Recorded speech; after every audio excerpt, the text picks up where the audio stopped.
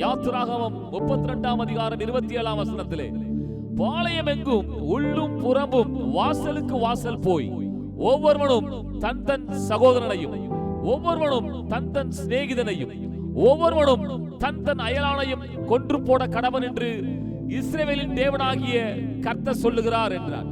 சமஸ்த இஸ்ரவேல் ஜனங்களும் இப்பொழுது பொன் கன்றுக்குட்டியை செய்து இதுதான் தங்கள் தெய்வம் என்றும் இதுதான் தங்களை இதுவரைக்கும் நடத்தி வந்தது என்றும் சொல்லி தேவனுக்கு விரோதமாக பாவம் செய்திருக்கிறார்கள்.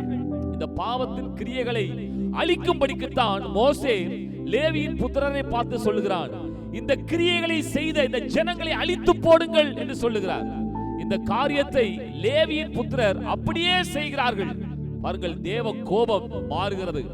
இன்றைக்கும் அருமையான தேவ ஜனங்களே, நம்முடைய எல்லைகளுக்குள்ளாய் காணப்படுகிற தேவன் விரும்பாத, அவர் பிரியப்படாத, அவருடைய கோபம் நம்மேல் காணப்படுகிற காரியங்களை அகற்றும் பொழுது, நிர்மூலமாக்கும் பொழுது தேவனுடைய கோபம் மாறும்.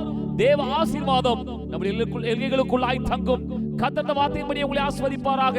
Thank you. God bless you.